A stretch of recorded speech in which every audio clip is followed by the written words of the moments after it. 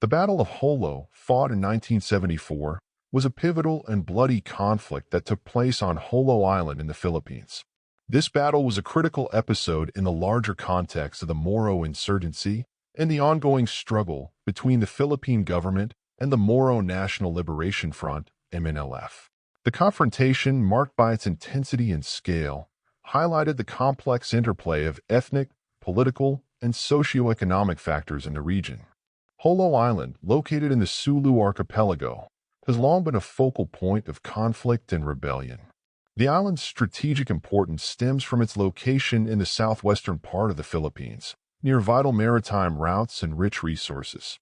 The Moro people, the indigenous Muslim population of the southern Philippines, have a long history of resistance against various colonial powers and the central Philippine government. Their struggle for autonomy and recognition of their cultural and political rights has been a significant factor in the region's history. The early 1970s were a period of intense upheaval in the Philippines. The country's political landscape was dominated by the administration of President Ferdinand Marcos, who had declared martial law in 1972. Marcos's regime was characterized by its authoritarian nature, with widespread human rights abuses and a concerted effort to suppress dissent and opposition. This period also saw the escalation of the conflict between the Philippine government and various insurgent groups, including the MNLF, which was fighting for the establishment of an independent Moro state. The Moro National Liberation Front, founded in 1972 by Nurmiswari, was at the forefront of the Moro separatist movement. The MNLF's aim was to establish an autonomous region for the Moro people, who felt marginalized and oppressed by the central government. The group's efforts were met with a harsh response from the Philippine military, leading to a series of violent clashes and escalating tensions in the region. The Battle of Jolo in 1974 was a culmination of these rising tensions. The conflict erupted as the Philippine government launched a major military offensive against the MNLF stronghold on Jolo Island. The battle was part of a broader strategy by the Marcos administration to crush the separatist movement and reassert control over the southern Philippines. The battle was marked by its sheer scale and brutality. The Philippine military deployed thousands of troops, supported by air and naval forces, in a bid to overwhelm the MNLF's defenses. The MNLF, in turn, mounted a determined resistance, using guerrilla tactics and leveraging their knowledge of the local terrain to counter the government's superior firepower.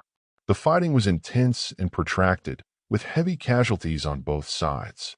The urban areas of Jolo were particularly hard hit, as the military's assault included aerial bombardments and artillery fire, which caused significant damage to civilian infrastructure and homes.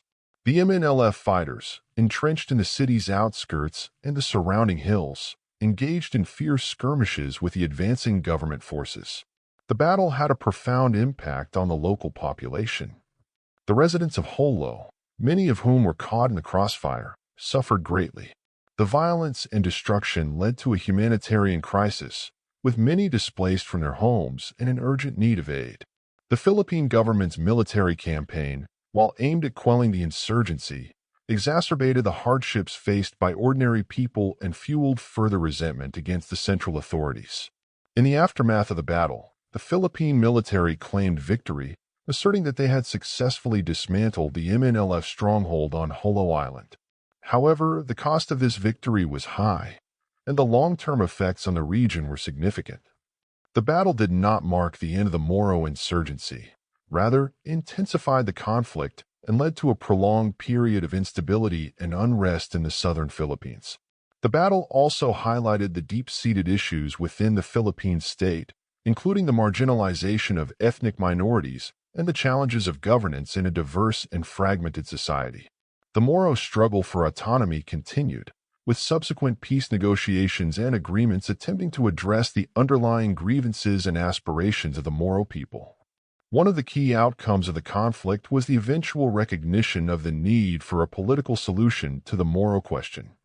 The Philippine government and the MNLF engaged in peace talks that culminated in the signing of the Tripoli Agreement in 1976. This agreement, brokered by the Libyan government, granted the Moro people a degree of autonomy and established the autonomous region in Muslim Mindanao, ARMM. While the agreement marked a significant step towards resolving the conflict, it did not fully address all of the Moro people's demands and did not bring an end to the violence. The Battle of Jolo remains a significant and controversial chapter in the history of the Philippine conflict. It underscores the complexity of the Moro insurgency and the difficulties faced by the Philippine government in addressing the grievances of its diverse population. The battle's legacy is a reminder of the enduring challenges of conflict resolution and the need for inclusive and equitable solutions in addressing ethnic and political tensions. The conflict in the southern Philippines continues to shape the region's socio-political landscape, with ongoing efforts to achieve lasting peace and stability.